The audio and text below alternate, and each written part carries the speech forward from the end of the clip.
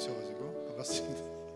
자, 오늘도 날이 굉장히 더운데 근데 교회 잘 나오셨어요. 그래서 오늘도 같이 예배하고 찬양하면서 같이 은혜 받고 또 새 힘 얻고 돌아가는 귀한 시간 되시길 바라겠습니다. 우리 나의 안에 거하라 찬양하면서 주님께로 나가도록 하겠습니다.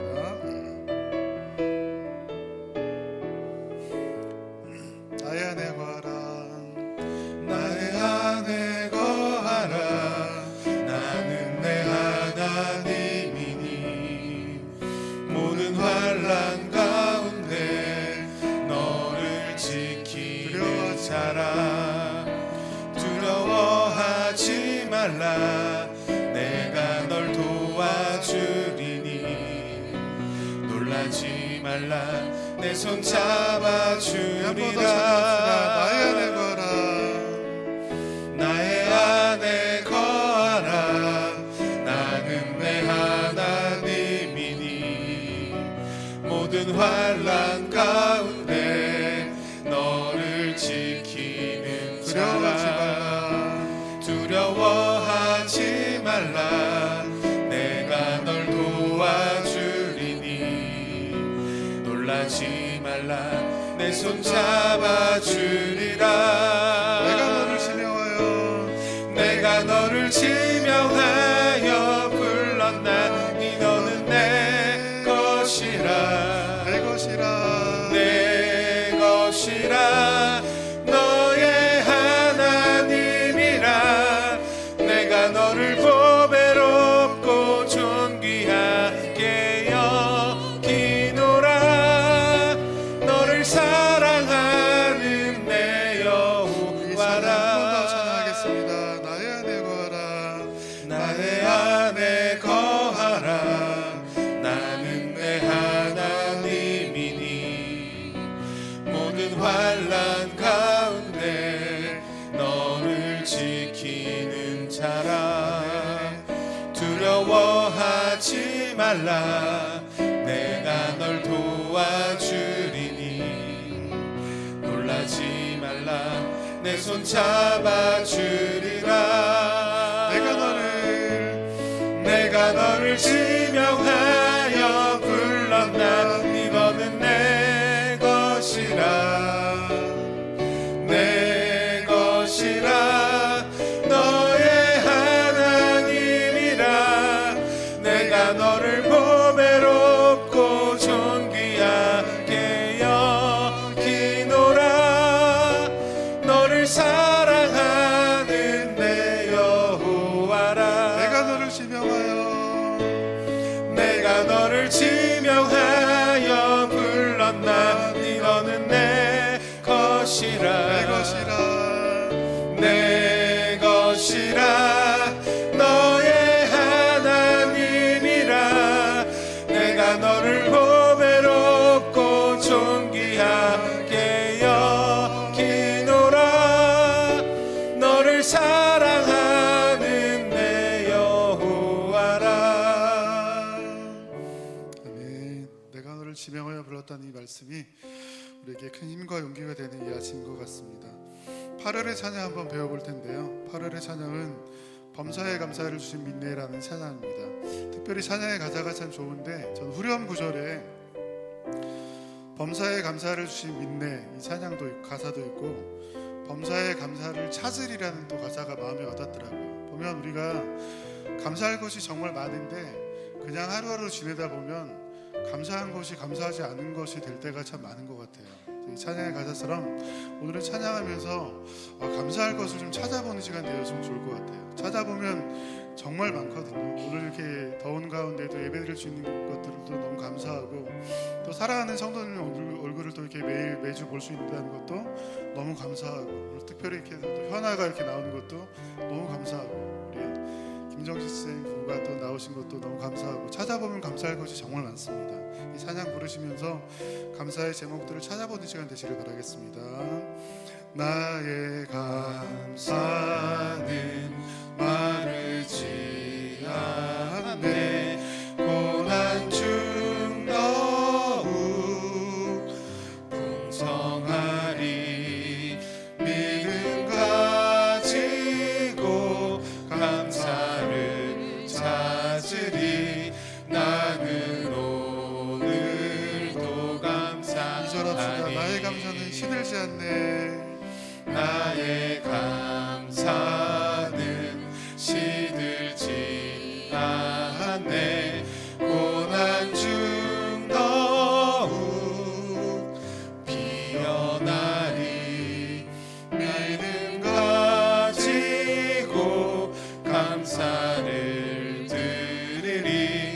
나는 오늘도 감사하리. 범사에 감사를 주신 민네 범사에 감사를 주신 민네 범사에 감사를 찾으리. 더 깊은 감사로 주님께 드리리. 나는 오늘도 감사하리. 나의 감사를 주께 드릴 때 나의 감사를 주께 드리리. 더 큰 감사로 더 큰 감사로 채우시리. 믿음 가지고 감사를 누리리.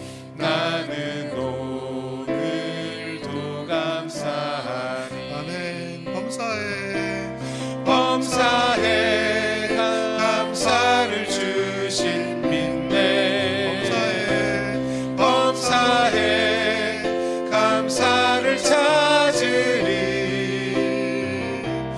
더 깊은 감사로 주님께 드리리.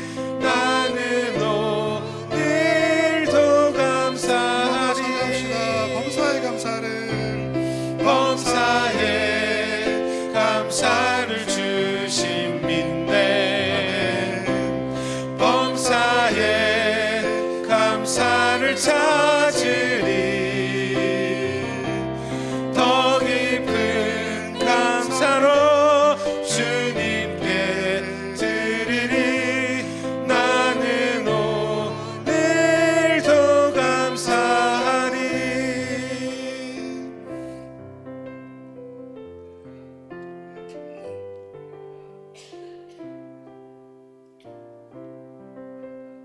사회자 마이크. 감사합니다. 감사하네요. 마이크가 켜지니까 참. 방금 찬양했던 가사에 보니까 나는 오늘 또 감사하리라고 했습니다. 오늘 우리 전명화 원사님, 또 우리 김장식 집사님 와주셔서 감사하고, 또 우리 민과사님, 또 따님도 함께 와주셔서 감사하고요. 또 지난주에 못 뵀던 얼굴들 또 와주셔서 감사합니다.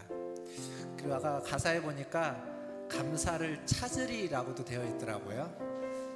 오늘 예배 드리면서 또 오늘 예배 후에도 감사할 것들을 찾아서 감사가 풍성한 그러한 주일이 되기를 바라겠습니다.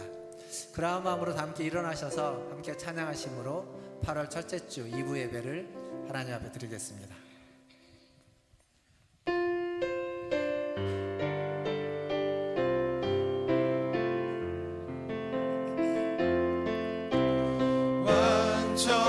완전하신 나의 주 의의 길로 날 인도하소서.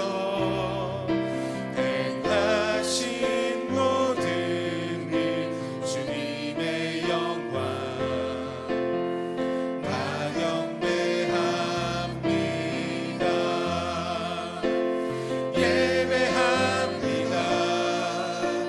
찬양합니다. 주님만 날 다스리소서. 예배합니다. 찬양합니다. 주님 홀로 높이 받으소서. 너희는 여호와의 선하심을 맛보아 알지어다. 그에게 피하는 자는 복이 있도다. 아멘. 하나님, 이 시간 주님을 만나고자 주님 앞에 나아갑니다. 주님의 선하심과 인자하심을 우리에게 허락하여 주시옵소서. 주님의 그 자비와 긍휼하심으로 우리를 채워주시고 우리에게 새 힘을 주시고 새 은혜를 부어 주시옵소서. 주님을 찾고 주님을 부르며 주님을 만나고자 나아가는 우리 모든 심령을 받아주시고 예배의 시종을 주님께 의탁하며 예수님의 이름으로 기도하옵나이다. 아멘. 다 함께 성시교독 교독문 3번 시편 4편을 함께 교독하겠습니다. 내 의의 하나님이여, 내가 부를 때에 응답하소서. 곤란 중에 나를 너그럽게 하셨사오니 인생들아, 어느 때까지 나의 영광을 바꾸어 욕되게 하며 여호와께서 자기를 위하여 경건한 자를 택하신 줄 너희가 알지어다. 너희는 떨며 범죄하지 말지어다. 자리에 누워 심중에 말하고 잠잠할지어다. 여러 사람의 말이 우리에게 선을 보일 자 누구뇨 하오니 주께서 내 마음에 두신 기쁨은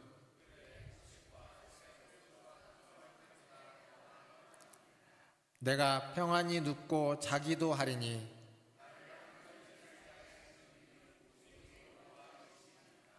아멘. 사도신경으로 신앙을 고백합니다.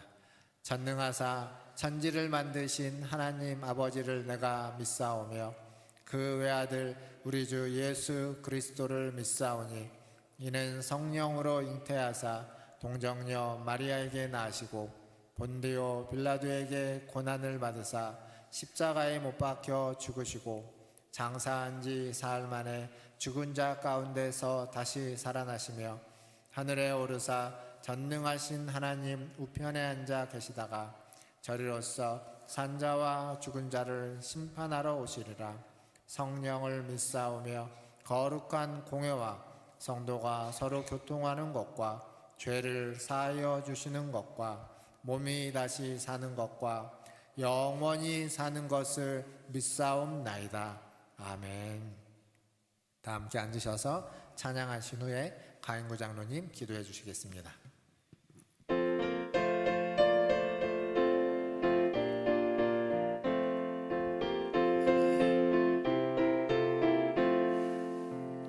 내 심정 사모하는 친구가 되시는 구주 예수님은 아름다워라.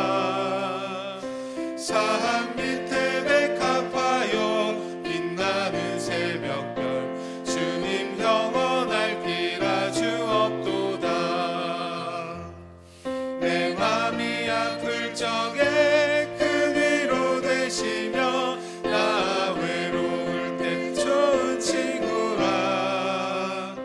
주는 저 산 밑에 백합 빛나는 새벽별 이 땅 위에 비길 것이 없도다. 내 맘의 모든 염려 이 세상 보라고 주님 항상 같이 하여 주시고 시험을 당할 때에 악마의 계교를 즉시 물리치사 나를 지키네. 온 세상 날 버려도 주 예수 안 버려 끝까지 나를 돌아보시니 주는 저 산 밑에 백합 빛나는 새벽별 이 땅 위에 비길 것이 없도다. 내 맘을 다하여서 주님을 따르면 길이 길이 나를 사랑하리니 물불이 두렵지 않고 창겁도 겁없네. 주는 높은 산성 내 방패시라. 내 영혼 먹이시는 그대 누리고 나 친히 주를 뵙기 원하네. 주는 저 산 밑에 백합 빛나는 새벽별 이 땅 위에 비길 것이 없도다. 아멘. 302장 우리 힘차게 박수 한번 찬양하겠습니다.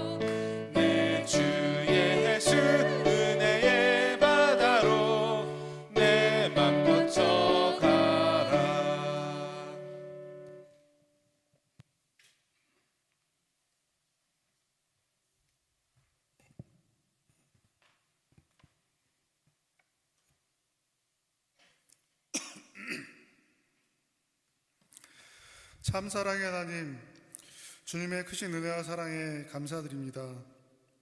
8월의 첫 주일 아침, 무더운 밤을 보내고 사랑하는 성도들이 한자리에 모여 주님께 예배합니다. 이 자리에 좌정하여 주시고 갈급한 우리들의 심령에 은혜의 담비를 부어 주시옵소서. 주님을 모르던 죄인된 우리를 먼저 사랑해 주시고 구원의 백성 삼아 주심에 감사드립니다. 여전히 어리석고 여전히 부족한 저희들이지만 긍휼하심과 오래 참으심으로 오늘도 기다리시고 용서하시는 하나님께 감사드립니다. 그 크신 사랑을 기억하고 감사하는 삶 되도록 빛되신 주님, 우리를 인도하여 주시옵소서. 이 시간 진실한 마음으로 주님께 예배합니다. 우리의 기도와 찬양을 기쁘게 받아주시고 말씀과 성령의 충만한 역사로 우리 모두가 새롭게 변화되는 복된 예배의 시간 되게 하여 주시옵소서.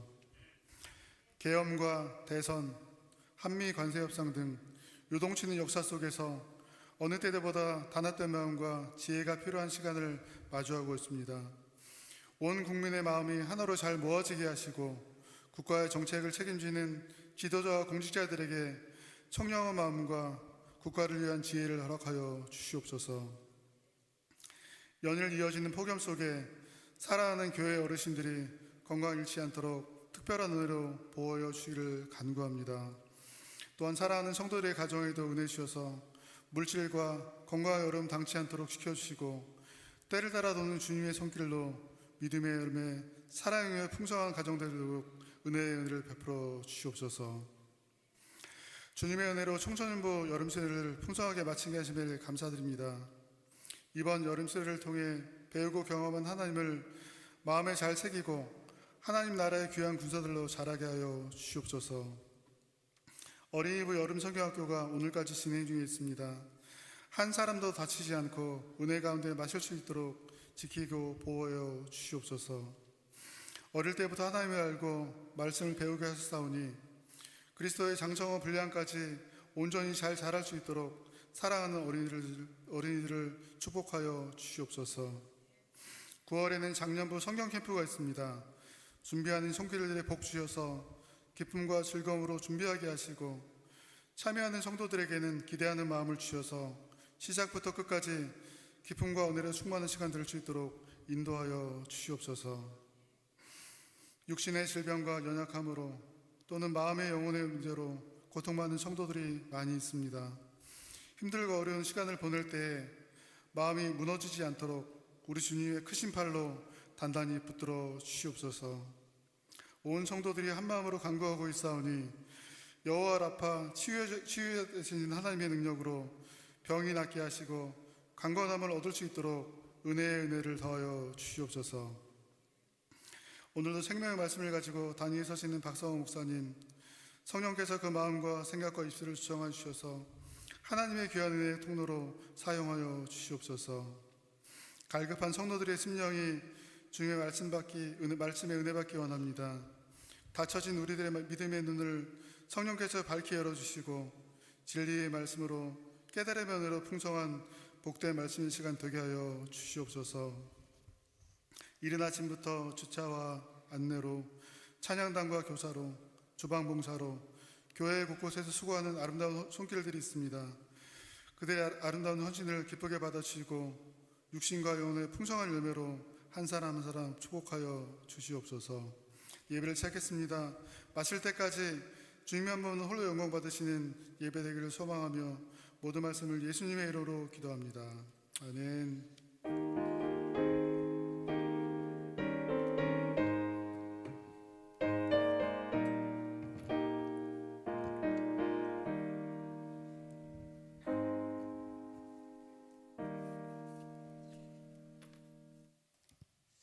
교회 소식 전해드리겠습니다. 지난 주일부터 또 2박 3일 갔던 청소년부 수련회는 화요일까지 잘 마무리를 했고요. 많은 기도 또 많은 후원에 감사를 드립니다. 그리고 지금 우리 어린이부서 성경학교가 오늘까지 좀 진행 중에 있습니다. 마지막까지 잘 진행될 수 있도록 또 기도해 주시길 바라겠고 또 관심과 기도 후원에 미리 감사를 드립니다. 오늘 또 이제 디지털 여름 특강 지난 2주간 가졌고요. 오늘 마지막 3주째 또 오후 예배 시간에 함께 있습니다. 또 관심 있는 분들 계속 오셔서 핸드폰 가지고 이렇게 하셨는데 좀 아쉬운 건 여기다가 이제 그 핸드폰을 미러링해서 보여주는데 이게 좀 작아가지고 잘 안 보이실 것 같더라고요. 저도 잘 안 보이더라고요. 그래서 좀 도움을 받는데 조금은 어렵긴 한데 개별적으로 또 도와주시니까 핸드폰 좀 잘 사용할 수 있도록 여러 가지 좀 안전조치도 잘 하는 시간 되기를 바라겠습니다. 29주차 성경 통독이죠. 이번 주에는 이사야서 57장에서 예레미야서 8장까지 말씀 또 매일매일 통독해 주시기를 바라겠습니다. 여름 사역 일정 오늘까지 어린이부서 성경 학교가 끝나고요. 그리고 이제 여름은 좀 지나지만 9월에 우리 어른들 성경 캠프가 또 따로 있습니다. 기억해 주시고 많은 관심과 참여 부탁드리겠습니다. 그리고 이제 오늘부터 8월 첫 주인데요. 8월달 한 달 동안은 점심 식사를 좀 간단하게 빵과 우유로 대체하겠습니다. 한 달 동안은 좀 간식 정도밖에 안 되지만 그래도 좀 가볍게 점심을 드신다 생각하시고 좀 양해 부탁드리겠습니다. 이상입니다. 하나님 말씀 보겠습니다. 오늘 우리에게 주신 하나님 말씀 출애굽기 28장 15절에서 29절까지 말씀입니다. 출애굽기 28장 15절에서 29절까지 말씀 저와 한 절씩 교독하도록 하겠습니다. 제가 먼저 15절 읽겠습니다. 너는 판결 흉패를 에봇 짜는 방법으로 금실과 청색, 자색, 홍색 실과 가늘게 꼰 배실로 정교하게 짜서 만들되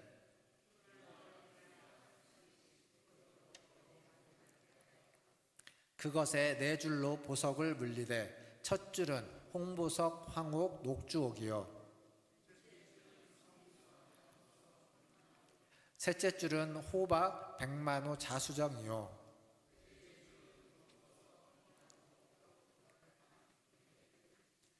이 보석들은 이스라엘 아들들의 이름대로 12이라 보석마다 12지파에 한 이름씩 도장을 새기는 법으로 새기고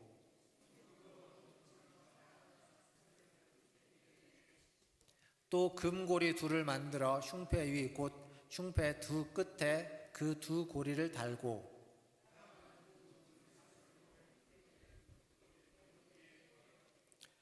두 따은 사슬의 다른 두 끝을 에봇 앞 두 어깨바지 금태에 매고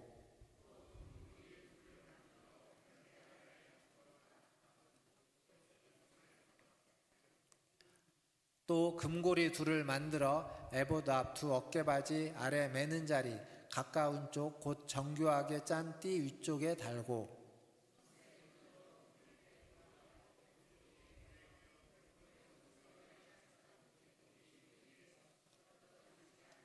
같이 읽겠습니다. 아론이 성소에 들어갈 때에는 이스라엘 아들들의 이름을 기록한 이 판결 흉패를 가슴에 붙여 여호와 앞에 영원한 기념을 삼을 것이니라. 아멘. 예, 우리 좌우에 계신 분들, 앞뒤에 계신 분들 보시면 인사하겠습니다. 사랑합니다. 축복합니다.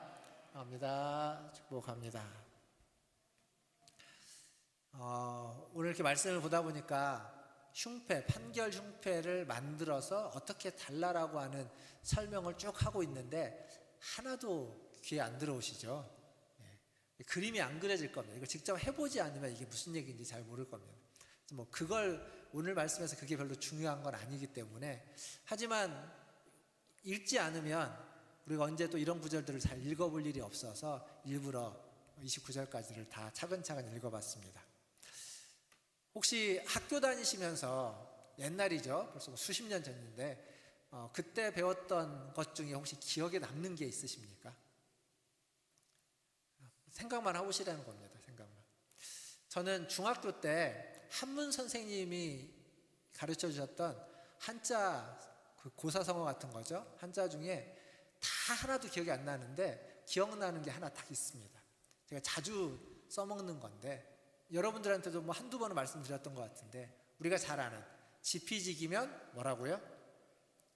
예, 백전백승이다 이렇게 알고 있는 건데 그때 한문 선생님이 뭐라고 하셨냐면 그게 아니라 지피지기면 백전불태요 지천지지면 백전백승이라 이렇게 알려졌습니다.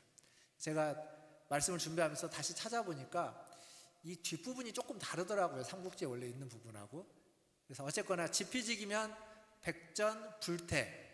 그러니까 적을 알고 나를 알면 100번 싸워서 100번 위태롭지 않다. 그리고 지천지지면 하늘을 알고 땅을 알면 찾아보니까 승가내전이라고 하는 승내가전이라고 하는 표현인데 이건 온전히 이긴다. 하늘을 알고 땅을 알면 온전히 이긴다. 혹은 백전백승, 100번 싸워서 100번 이긴다. 이런 이제 한자였습니다. 이건 제가 잘 기억하고 있습니다. 많이 써먹거든요. 근데 여기 보니까 하늘을 알고 땅을 아는 것, 살아보니까 하늘을 알고 땅을 안다는 건 참 어려운 것 같습니다. 그러다 보니까 승리한다, 온전히 이긴다, 온전한 승리, 참 어려운 일인 것 같고요. 그리고 적을 알고 나를 아는 것, 나를 아는 것도 잘 안 되는데 다른 사람을 우리가 어떻게 알 수 있을까? 잘 모르죠. 그러니까 항상 위태롭게 사는 것 같습니다. 100번 싸워서 100번 위태롭지 않다고 했는데 모르니까 언제나 위태롭게 사는 것 같다라는 생각을 하곤 합니다.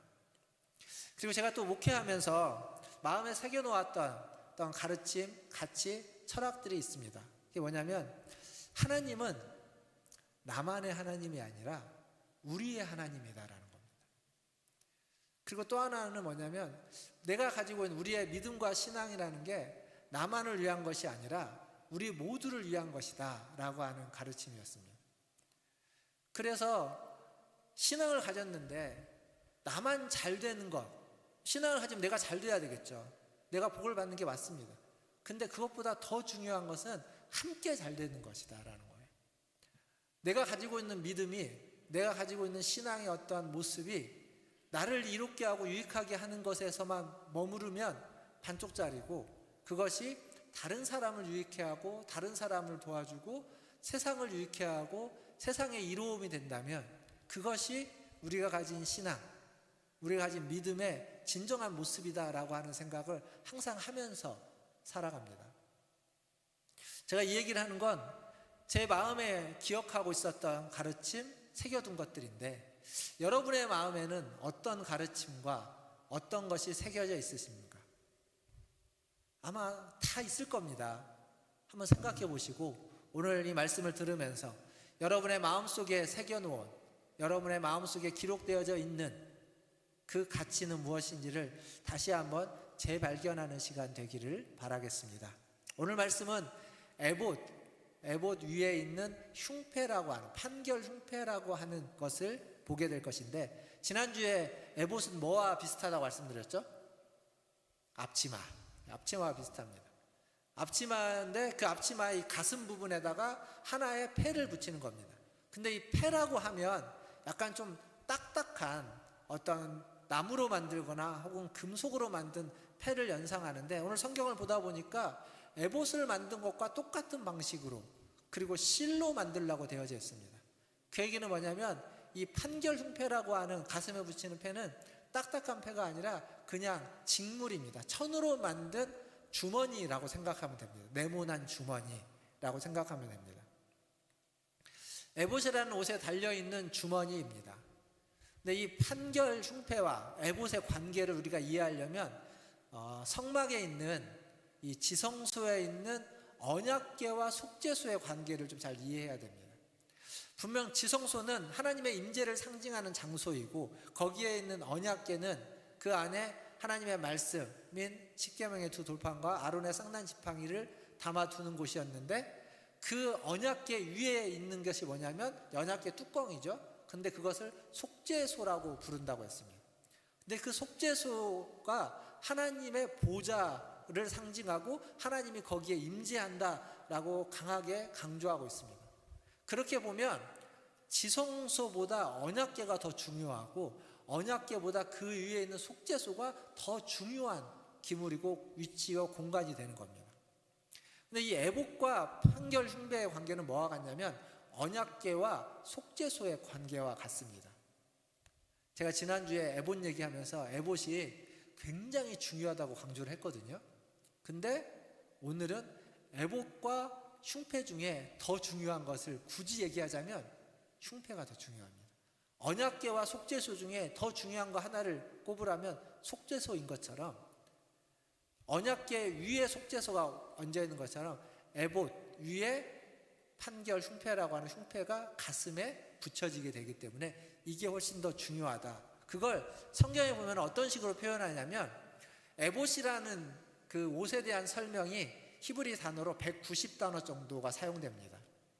근데 이 흉패에 대한 히브리 단어가 약 400단어 이상 사용됩니다. 그러니까 200개, 2배가 더 많은 단어를 사용해서 이걸 설명하고 있어요. 성경은 기본적으로 중요한 것일수록 더 많은 분량을 할애합니다. 그러니까 에봇보다 흉패가 더 중요하다라는 걸 분량을 가지고도 알 수 있습니다.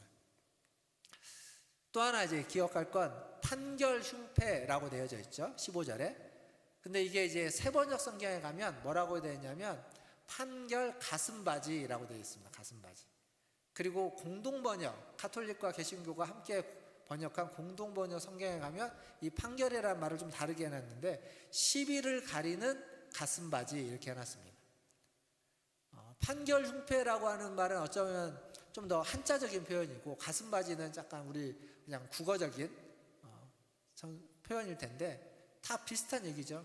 시비를 가리는, 옳고 그름을 가리는 가슴에 있는 하나의 바지, 하나의 주머니라고 하면 됩니다.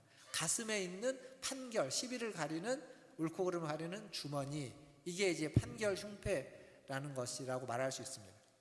15절에 그걸 금실, 그리고 청색, 자색실, 그리고 가늘게 꼰 배실로 만들라. 그러니까 실로 만들어서 만든 하나의 천이라는 겁니다. 직물이에요, 직물. 주머니라고 내가 말씀드렸는데, 주머니는 뭡니까? 뭘 하기 위한 거죠? 주머니는 무엇인가를 담기 위한 겁니다.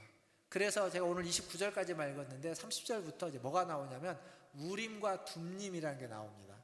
사실 이제 오늘 설교는 그 두 가지를 같이 해야 되는 건데 그 두 가지 좀 따로 구분해 놓아서 설교가 뒤에 가면 약간 좀 안 끝날 것 같은데 이상하게 끝나게 됩니다. 좀 다음 주랑 이어지는 설교이기 때문에 좀 이해해 주시고, 어쨌거나 우림과 둠림을 담아두는 가슴에 있는 시비를 가리는 판결 주머니, 그게 흉패라는 겁니다.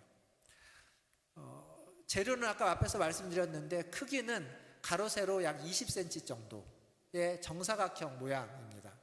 그리고 거기에 위에서 3개씩 해서 4줄로 12개의 보석을 앞에다가 붙이도록 되어져 있죠. 12개의 보석 이름이 거기 적혀져 있습니다. 17절부터 20절에 보니까 뭐 홍보석, 황옥, 녹주옥, 석류석, 남보석, 홍만호, 호박, 백만호, 자수정, 녹보석, 호만호, 벽옥. 이 중에 아는 보석 이름 있으십니까? 호박 아시죠? 호박. 자수정은 들어본 것 같습니다. 저도 들어본 것 같아요. 호박, 자수정. 벽옥도 어디서 들어본 것 같고요. 석류석 이런 거 들어본 것 같은데, 근데 나머지는 잘 모르겠는 이름이 있습니다. 여러분 저보다 좀 더 많이 아시겠지만, 많이 알아도 이 12개의 보석을 다 알지는 못할 겁니다. 왜냐하면 이 이름이 정확한 어떤 보석을 가리킨다고 확증할 수 없기 때문에 그렇습니다. 제가 이 얘기를 왜 하냐면 앞에서 성막 얘기하면서도 그 얘기를 드린 적이 있는데, 성막을 이해하고 설명하는 데 있어서 성막의 어떤 치수, 사이즈, 그리고 색깔을 가지고 너무 깊이 설명하고 이해하고 해석하고 상징성을 찾는 경우들이 있습니다. 근데 그러지 말라고 말씀드렸습니다. 조심해야 됩니다. 왜냐하면 그러한 일을 가장 많이 하고 잘하는 데가 어디냐면 이단들입니다. 이단들이 그걸 아주 깊이 있게 잘합니다. 그럴듯하게 설명을 합니다. 그래서 가능하면 너무 깊이 상징적인 것들을 이렇게 알려고 차고 들어가지 않으셨으면 좋겠습니다. 혹시라도 성전에 있어서 그런 좀 깊이 있는 뭔가 상징적인 것들을 더 알고 싶다, 그러면 제가 소개해 줄 수 있는 책 저자는 아더 핑크라고 하는 신학자가 있습니다. 19세기 말에 있는 신학자인데, 그분이 쓴 출애굽기 강해에는 이 부분을 조금 더 깊이 있게 설명해 놨는데, 그분이 말한 것은 고개를 끄덕일 수 있을 정도입니다. 근데 그분 말고 다른 분들은 좀 이상한 부분들이 많기 때문에 그렇게 하지 말고, 저도 너무 깊이 있는 상징성을 말하지는 않을 겁니다. 그러나 성경이 얘기하고 있는 상징적인 것들은 좀 찾아가 보려고 합니다. 그 중에 이제 하나 12개의 보석이 가슴에 있는데 그게 뭘 의미하느냐, 제가 뭔가를 설명하지 않아도 성경이 이미 기록해 주고 있는 게 있습니다. 우리가 읽었던 본문의 21절을 한번 보겠습니다. 출애굽기 28장 21절 화면에 있죠. 같이 한번 읽어보겠습니다. 시작. 이 보석들은 이스라엘 아들들의 이름대로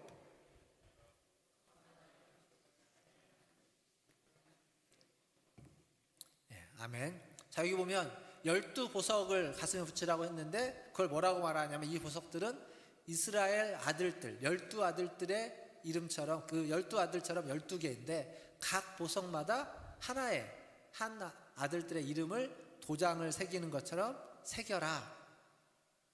결국 이 12보석은 이스라엘 12아들들의 이름을 새겨놓기 위한 것이고, 그것은 이스라엘 12지파를 의미하는, 그러니까 이스라엘 백성 전체를 의미하는 것이다 라는 겁니다. 근데 대제사장의 옷에 이미 이스라엘 12아들 12지파의 이름이 이미 새겨져 있습니다. 어디에 있죠? 지난주에 말씀드렸던 에봇의 이 어깨 바지, 멜빵이라고 할 수 있는 이 어깨 바지 어깨에 호마노라고 하는 보석을 양쪽에 하나씩 두었는데 그 한쪽에 6지파의 이름, 6아들의 이름, 다른 쪽에 나머지 6아들의 이름에서 이미 12지파의 이름이, 12아들의 이름이 에봇에 새겨져 있습니다. 그런데 그것을 가슴에다가 한 번 더 똑같은 이름을 한 번 더 새기는 겁니다. 이게 이제 생각해 보면 대제사장이 에봇을 입고 흉패를 붙이면 이스라엘 12지파의 이름을 어깨에 짊어지고 가슴에 품고 있는 그러한 모양이 됩니다. 그것만으로도 주는 메시지가 있죠. 대제사장은 이스라엘 12지파를 어깨에 메고 가슴에 품는 존재라는 상징이 떠오르는 겁니다.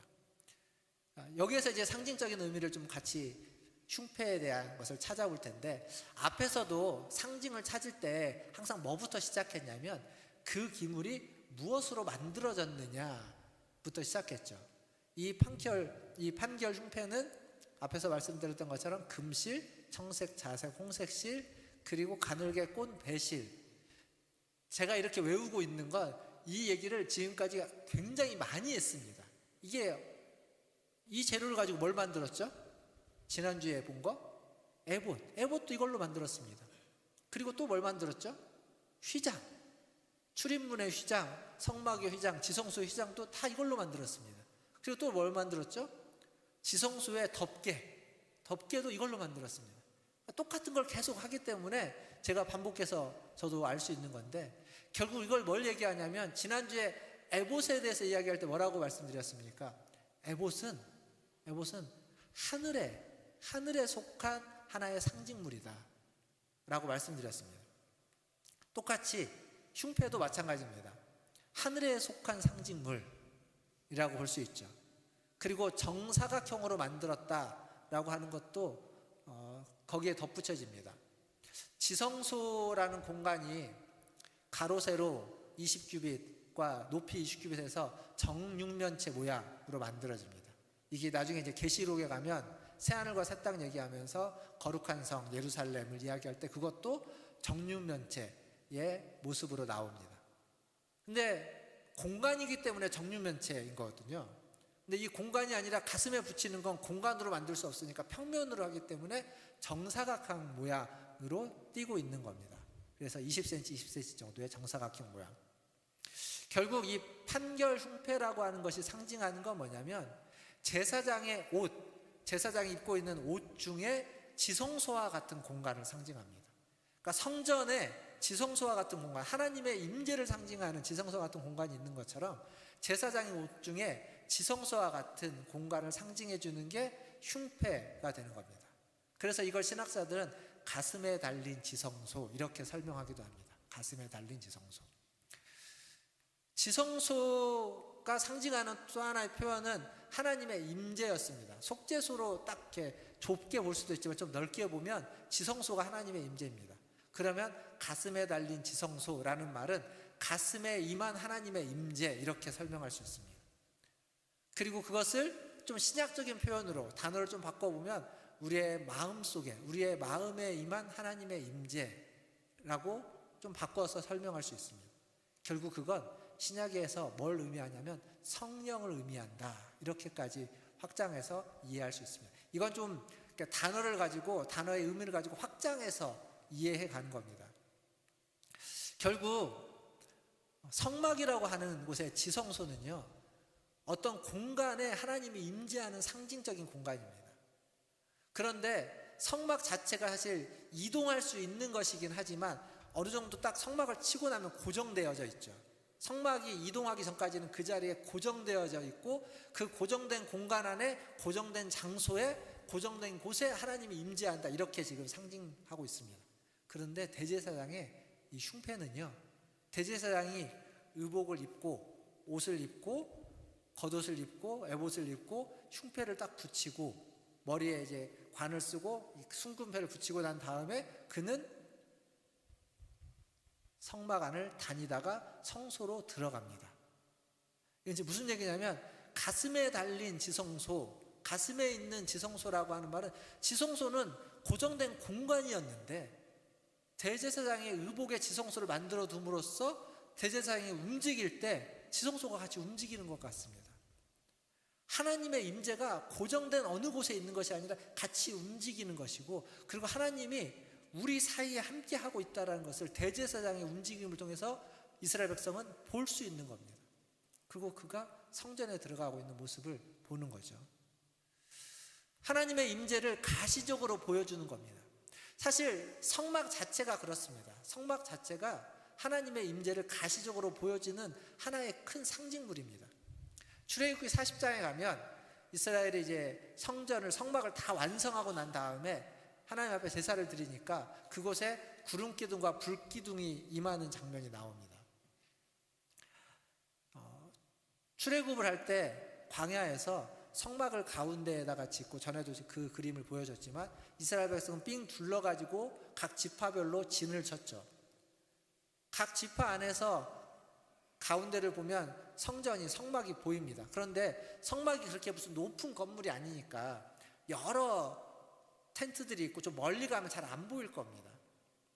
그런데 불기둥과 구름기둥이 임하면 어디에서든지, 사방 어디에서든지 볼 수 있고, 그걸 통해서 하나님이 우리와 함께하고 있구나라고 하는 걸 확인할 수 있는 하나의 커다란 상징물이 되는 겁니다. 하나님을 보는 거죠. 하나님의 임재를 가시적으로 보는 겁니다.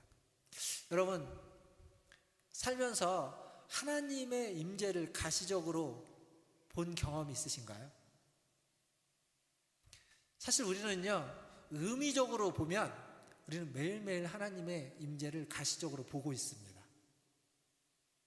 언제 보냐고요? 옆에 분을 한번 보세요. 뭐가 보이십니까? 옆에 분을, 저를 보지 마시고 옆에 분을 보세요. 뭐가 보이십니까? 하나님의 형상이 보이는 겁니다. 하나님의 형상. 우리가 하나님의 형상으로 지음받았다고 이야기합니다. 그렇다면 내 옆에 있는 분은 하나님의 형상입니다.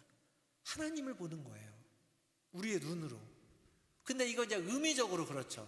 의미를 부여해서 하는 겁니다. 그 의미가 아니라 실제적으로 어떤 사건, 어떤 상황에서 초자연적인 것을 보는 건 그렇게 흔히 있는 일이 아닙니다. 그러나 신앙생활을 하다 보면 우리가 기도한 기도의 응답으로, 혹은 내가 예기치 않았던, 예상치 못했던 어떤 사건을 통해서, 초자연적인 사건을 통해서 하나님이 역사하시는구나, 하나님이 함께 하시는구나 라는 것을 경험할 때가 있습니다. 그게 우리의 신앙이 얼마나 큰 은혜이고 복인 줄 모릅니다. 근데 지금 이스라엘 백성은 가시적으로 그걸 보는 거예요. 불기둥과 구름기둥이 임하고 있는 것을, 하나님이 우리와 함께하고 있다는 것을. 그리고 이제 또 하나, 이 흉표에 새겨진 12보석, 거기에 12지파의 12아들들의 이름이 있다고 했죠. 그것이 무엇을 상징해 주는지는 출애굽기 앞에 19장에 가면 또 알 수 있습니다. 19장 5절을 한번 보겠습니다. 출애굽기 19장 5절 같이 읽겠습니다. 시작. 세계가 다 내게 속하였나니 너희가 내 말을 잘 듣고 내 언약을 지키면 너희는 모든 민족 중에서 내 소유가 되겠고. 아멘. 자, 이 똑같은 구절을 세번역 성경이라고 하는 다른 번역본으로 한번 같이 다시 읽어보겠습니다. 화면에 있습니다. 화면 보시면서 읽어보겠습니다. 시작. 이제 너희가 정말로 나의 말을 듣고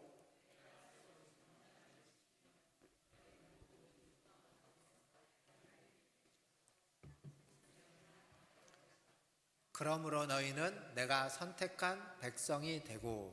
아멘. 자, 여기 보면 뭐 비슷한 표현이 많이 있는데 전혀 다른 단어가 쓰여진 게 하나 있습니다. 앞에서는 마지막에 뭐라고 하냐면 너희가 내 소유가 되고 라고 되어져 있죠. 내 소유가 되겠고. 근데 세 번역에 가니까 중간에 나의 뭐라고요? 보물이 될 것이다. 소유와 보물은 조금 다른 단어죠. 물론 앞에 단어도 소유라고 표현을 했지만 사실은 그 세큘라라고 하는 히브리어 단어는 내가 가지고 있는 소유 중에 가장 가치 있는 소유, 가장 보물 같은 소유, 그것을 의미합니다. 그래서 의미상으로는 똑같은데 세 번역은 정확하게 보물이라고 해놨습니다. 보물. 그러니까 이 앞에 있는 흉패에 붙어있는 12보석이 말해주는 건요, 이스라엘 12지파는 하나님에게 있어서 세상에 많은 민족들이 있습니다. 그러나 그 중에 하나님의 소유, 가장 귀하고 가장 가치 있고 가장 특별한 보물 같은 존재다라고 하는 것을 상징해 주고 있습니다. 근데 사랑하는 성도 여러분, 이게 저기 멀리 있는 이스라엘 땅에 있는 유대인들을 해당으로 하는 얘기가 아니라, 옛날에는 그랬어요. 옛날에는. 그렇지만 지금 이 얘기가 하는 말은 여기 있는 여러분이 하나님의 가슴에 있는 특별하고 소중한 보물 같은 존재다라는 것을 말해주고 있는 말씀입니다. 이게 우리의 가치이고 우리의 정체성입니다. 여러분은 매우 아주 특별한 하나님의 보물이십니다. 믿으십니까? 네, 이럴 때는 크게 아멘 하셔도 됩니다. 아주 특별한 존재, 보석 같은 존재, 흉패의 가슴에 달아놓은 보석을 통해서 말해주고 있습니다. 대제사장은 이 옷을 입고 이 흉패를 붙이고 성소에 들어갑니다. 근데 그거에 대한 또 목적이 하나 있어요. 오늘 우리가 읽었던 본문 29절을 한번 볼까요? 29절 한번 같이 읽어보겠습니다. 오늘 읽었던 본문 29절입니다. 시작. 아론이 성소에 들어갈 때에는 이스라엘 아들들의 이름을 기록한 이 판결 흉패를 가슴에 붙여 여호와 앞에 영원한 기념을 삼을 것이니라. 자, 이걸 붙여서 영원한 기념을 삼는다. 이게 또 확 와닿지 않아요. 아까 말했던 그 세 번역 성경에 가보면 여기 영원한 기념을 삼는다라는 말을 뭐라고 말하냐면 언제나 이스라엘을 기억하게 하여라. 하나님이 잊어버리지는 않겠지만, 하나님이 잊으시는 분은 아니지만 이 흉패를 통해서 하나님이 우리의 이름을, 우리를 잊지 않도록 하라 라고 하나님이 스스로 우리에게 명령하고 계십니다. 본인이 잊지 않으실 거지만 본인이 기억할 수 있도록 만들라는 겁니다. 사랑하는 성도 여러분, 우리에게는요 이 구약에 있는 대제사장과 같은 대제사장이 있지 않습니다. 우리에게는 유일하고 딱 한 분이신 예수 그리스도의 대제사장밖에는 없습니다. 근데 그분이 하나님 앞에 가서 우리를 하나님이 잊지 아니하시도록, 하나님 우리를 순간적으로라도 깜빡하지 않도록 우리를 기억나게 해주실 거다라고 하는 것을 이 구약에 있는 이 흉패에 있는 이 말씀을 통해서 우리는 알 수 있습니다. 그러니까 상징성이라는 건데요, 상징을 지금 이야기하고 있는 건데, 상징이 어디 뭐 엉뚱한 데서 가지고 와갖고 상징의 의미를 파악하는 것이 아니라 지금 성경에 있는 내용에서 기억하게 하라, 기념하게 하라, 잊지 않도록 하라 라고 하나님의 말씀이 지금 말해주고 있는 겁니다. 우리에게 있는, 우리가 믿는 대제사장이신 예수 그리스도는 우리를 하나님이 잊지 않도록, 하나님이 혹시 우리를 그냥 스쳐 지나가게 하지 않도록 끊임없이 여러분의 이름을 기억나게 해주시는 분인 줄 믿습니다. 우리가 그 주님을 믿고 그 주님 우리와 함께하는 겁니다. 그리고 이 12보석 관련된 말씀이 계시록 21장에 또 나옵니다. 구약에 있고 계시록 21장에 있는데, 거기에 가면 새하늘과 새 땅, 거룩한 성 예루살렘 이렇게 나오죠. 거기에 보면 이 거룩한 성 예루살렘, 앞에서 말했던 것지만 지성소와 같은 공간처럼 정육면체로 된 엄청나게 큰 공간, 전에 계시록 할 때 말씀드렸던 어마어마하게 큰 공간이죠. 수천 킬로가 되는 가로 세로 높이가, 그 공간이 등장하는데 그게 굉장히 아름다운 공간으로, 아름다운 보석과 그런 것들로 치장된 공간으로 등장합니다. 왜 등장하냐면, 그렇게 등장하는 이유는 하나님의 영광을 표현할 방법이, 우리가 가지고 있는 우리의 이해로서 표현할 방법이 그거밖에 없기 때문입니다.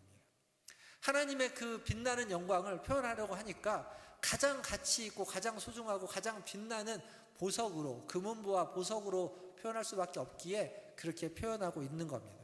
그런데 이 성막과 그 거룩한 성 예루살렘이라고 하는 같은 점은 그러한 같은 점이지만 차이점이 있습니다. 그게 뭐냐면, 성막에는 지성소라고 하는 하나님의 임재하는 공간이 별도로 있는데, 이 거룩한 성 예루살렘은 없습니다. 그게. 그 이유는 앞에서 말씀드렸습니다. 지성소의 공간의 확장이기 때문에, 그 성 자체가 하나님의 임재입니다. 뭐 별도로 하나님의 임재한 어떤 공간이 필요하지 않기 때문에 그 공간이 없습니다. 또 하나의 차이점은, 성막, 성전은 문이 딱 하나입니다. 동쪽의 문이 하나밖에 없습니다. 그 문을 통해서만 하나님께 들어갈 수 있습니다. 나아갈 수 있습니다. 그러나 거룩한 성 예루살렘은 동서남북 사방에 각각 문이 3개씩 12개가 있습니다. 그 얘기는 뭐냐면, 사방 어느 곳에서든지 누구나 다 그곳으로 나아올 수 있고 들어갈 수 있다. 하나님을 만나는, 하나님 전에 갈 수 있다라고 하는 것을 상징해 주는 겁니다. 뒷얘기는 다음 주에 이어서 하고요. 이제 말씀 여기까지만 하고 이제 정리를 해보겠습니다. 초콜릿 좋아하십니까? 초콜릿 중에 뭐 맛있는 초콜릿들이 많은데, 그 중에 고디바라는 초콜릿 아십니까? 고디바. 아시는 분은 속으로, 마음속으로 손들면 됩니다. 고디바라는 초콜릿이 있습니다. 고디바라는 초콜릿에 로고가 있습니다. 로고를 한번 보여주시겠습니까? 이게 고디바 초콜릿의 로고입니다. 그 글씨가 적혀져 있고, 벨지움 1926년에 만든 상표입니다. 저 위에는 그림이 있죠. 저게 무슨 그림이냐면, 말을 타고 있는 여인의 그림입니다. 근데 저 그림과 얽혀져 있는, 저 그림이 나오게 된 스토리가 있는데, 11세기 영국에 그 코번트리라고 하는 영주가 있는데, 그 영주가 굉장히 못된 나쁜 영주였습니다. 근데 이 나쁜 영주의 아내가, 착한 아내가 있는데, 그 아내의 이름이 레이디 고디바입니다. 그 아내의 이름입니다. 저 고디바는 그 아내의 이름입니다. 근데 이 영주가, 나쁜 영주라는 게 뭐냐면, 그 성에 있는 백성들에게 세금을 너무 과하게 걷는 거예요. 그러니까 이제 거기 있는 백성들이 먹을 게 없을 정도로, 그것을 이 고디바, 아내인 고디바가 보고 참다가 도저히 참을 수가 없어서 남편에게 반대합니다. 너무 세금을 많이 걷는다. 그만하라. 그렇게 많이 걷으면 안 된다라고 이제 반대를 하자, 이 못된 남편이, 그래 그럼 내가 당신 말처럼 세금을 줄여주겠다. 대신 조건이 하나 있다고 조건을 겁니다. 그 조건이 뭐냐면, 내가 조건이 있는데 당신이 백성들을 그렇게 위하면 백성들을 위해서 옷을 다 벗고 나체로 알몸으로 말을 타고 마을을 한 바퀴 돌아라. 그러면 내가 세금을 줄여주겠다. 했을까요? 안 했을까요? 이건 들을 수 없는 조건인 겁니다. 그 남편 입장에서는 이건 할 수 없는 조건이라고 생각해서 조건을 내건 건데, 이 아내인 고디바가 고민하다가 백성을 위해서 그 수치를 자기가 지기로 마음 먹고 날을 정해서 말을 타고 그 마을을 돌게 됩니다. 그 소식을 그 마을에 있는 주민들이 듣게 되는 거죠. 자기들을 위하여 고귀한 귀족인 그 영주의 아내가 알몸으로 돈다는 얘기를 듣고, 그들이 할 수 있는 게 아무것도 없습니다. 고민하다가 할 수 있는 걸 딱 하나 찾아냅니다. 뭘 찾아내냐면, 모두가 다 집안에 다 들어가서 문을 닫고 창문을 가리는 겁니다. 한 사람도 밖에 나오지 않는. 그렇다면 수치스러움 좀 덜하겠죠. 저 그림은 그걸 상징합니다. 그래서 이 고디바라는 초콜릿을 만들 때 이 사업가는요, 우리가 만드는 초콜릿은 이러한 희생정신과 이러한 열정과 사랑을 담아서 우리는 만들겠다라고 하면서 초콜릿을 만들었습니다. 초콜릿 하나를 만드는데도 이런 스토리를 가지고 오고 이런 상징을 담고 거기에 사랑과 희생이라고 하는, 열정이라고 하는 것을 담아서 만듭니다. 근데 하나님이요, 세상을 만들 때 어떤 마음이셨을까요? 하나님이 세상을 만들고 사람을 만들 때는 어떤 마음으로 사람을 만들었을까요? 근데 그렇게 하나님의 그 열정을 담아서 세상을 만들고 사람을 만들었는데 그 사람이 타락해서 세상을 망가뜨려 버렸습니다. 그때는 어떤 마음이었을까요? 하나님이 그 망가진 세상을 그냥 내팽개쳐 버리고 새로운 세상을 만들 수 있었겠지만 하나님은 그냥 모른 척하지 않고 내팽개치지 않고 세상을 구원하기 위해서, 망가진 사람들을 구원하기 위해서 메시아를 보내주셨습니다. 그때 하나님의 마음, 그리고 성막은 그런 하나님의 마음을 하나의 룰로서, 원칙으로서 그 희생과 사랑의 룰을 보여주는 하나의 상징적인 공간이고, 대제사장 의복도 그것을 상징해 주는 것입니다. 잘 한번 생각해 보십시오. 하나님에게 있어서 세상이 소중할까요? 사람이 소중할까요? 사람을 위하여 세상을 만들었나요? 세상을 위하여 사람을 만들었나요? 사람을 위하여 세상을 만들었습니다. 세상보다 사람이 더 소중합니다. 그것도 하나님을 믿고 따르는 하나님의 백성들. 그래서 아까 출애굽기 19장 5절에서 내 소유, 내 보물이라고 이야기하는 겁니다. 대제사장의 가슴에 새겨진 그 보석은요, 그걸 상징해 주는 겁니다. 내 가장 소중한 보물을 가슴에 품고 있는, 가슴에 품는 가장 소중한 보물을 상징해 주고 있고, 그게 바로 여러분입니다.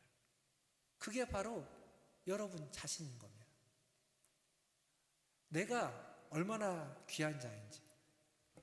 이사야서 49장 16절에 보면 내가 너를 손바닥에 새겼다라고 하나님 그렇게 말씀하십니다. 손바닥에 새겼다.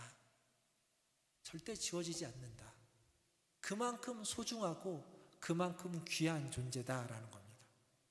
사랑하는 성도 여러분, 기억하십시오. 여러분은 너무너무 소중한 하나님의 보석이고 보물이십니다. 그런데요, 나만 소중한 하나님의 보물이고 보석이 아닙니다. 옆에 분 한번 보실까요? 옆에 있는 그분도 여러분만큼 소중하고 가치 있고 귀한 하나님의 보물이고 보석이다라는 사실입니다. 그래서 오늘 설교는 이렇게 마무리하면 좋겠습니다. 옆에 분 보면서 당신은 매우 특별한 하나님의 보물입니다. 그렇게 한번 이야기해 보겠습니다. 옆에 분 보시면서 이야기하십시오. 부부 사이여도 보시면서. 제가 1부 때도 그렇게 했지만 사실 마음으로 하고 싶은 건 일어나가지고 한 10명씩 다니면서 얘기하라고 하고 싶은데 그럼 우리 싫어하잖아요. 저도 그런 거 시키면 쑥스러워서 잘 안 다닙니다. 그러니까 내가 싫어하는데 남한테 시키는 거, 그래서 앉아서만 하라고 하시는데 말씀드리는 건데, 방금 얘기하신 분 말고 조금 몸을 조금 더 돌려서 다른 분에게 한 번만 더 이야기해 보겠습니다. 당신은 매우 소중한 하나님의 보물이십니다.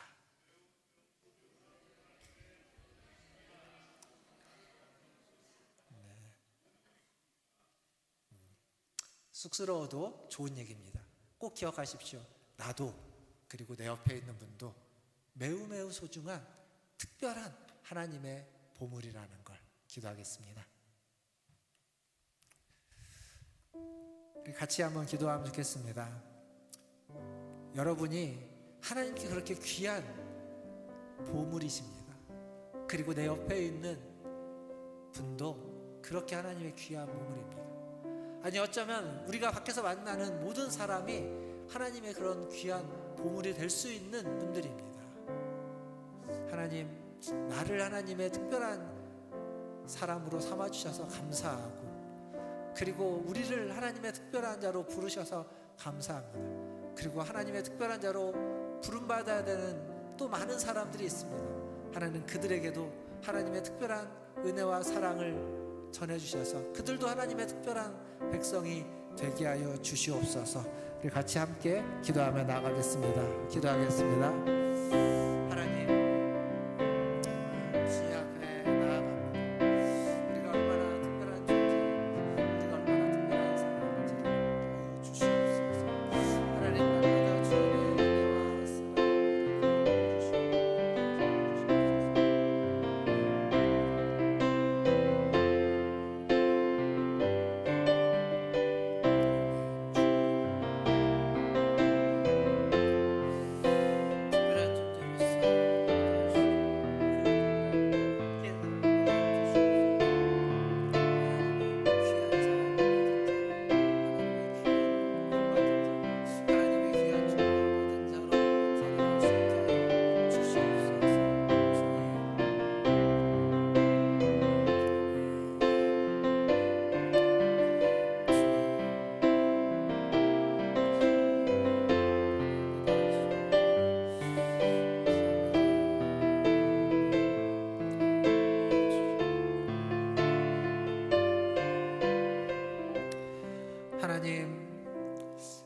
하나님의 특별한 존재로, 특별한 소유로, 특별한 보물로 만드시고 부르셔서 감사합니다.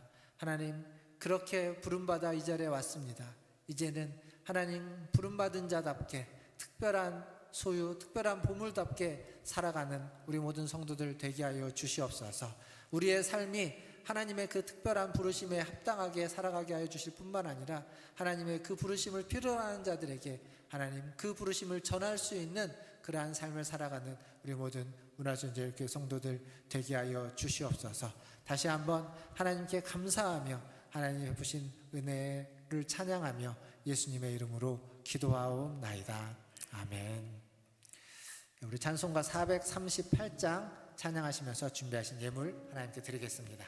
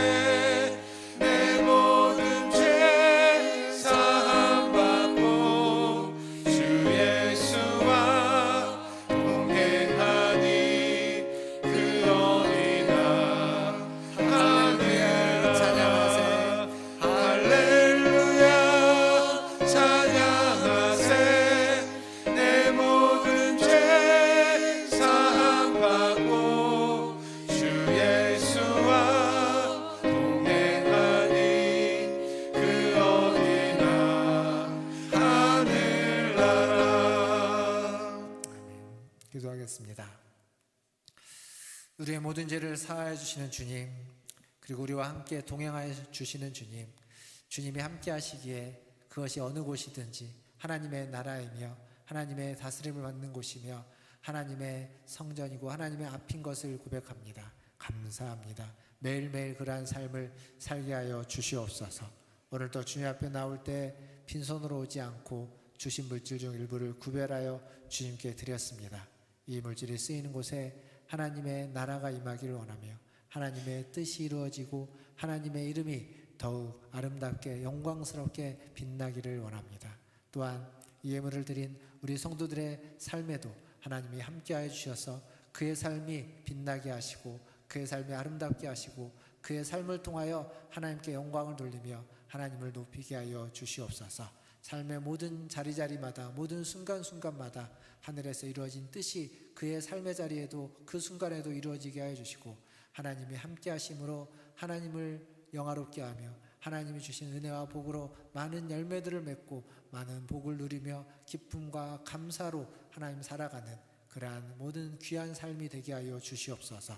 복된 삶을 살아가기를 다짐하고 소원하는 우리 복된 성도들에게 하나님 더욱더 은혜와 복을, 은혜와 소망을 또 은혜와 사랑을 채워주시고 귀한 존재인 것을 하나님 소중한 존재인 것을, 특별한 존재인 것을 항상 잊지 않고 살아가는 우리 모든 성도들 되게 하여 주시옵소서. 감사하며 예수님의 이름으로 기도하옵나이다. 아멘. 지금은 우리를 위하여 이 땅에 오신 우리 구주 예수 그리스도의 은혜와 우리를 사랑하시는 하나님 아버지의 크신 사랑하심과 우리와 날마다 함께 하시는 성령 하나님의 위로교통 충만하심이 내가 하나님의 특별한 보물과 같은 존재라는 것을 마음에 새기고 붙잡고 살아가는 우리 문화전제일교 모든 성도들 위에와 그들의 자녀손들과 가정과 직장과 일터 위에 하나님의 특별한 존재로 부름받아 주의 일을 감당하는 선교사님들과 사역자들 위에 그리고 하나님의 사랑을 필요로 하는 재난과 고난과 환난과 역경 가운데 있는 모든 주의 백성들 위에 이 나라와 이 민족 위에 저 북녘 땅 위에 이제로부터 영원토록 함께 있을지어다. 아멘.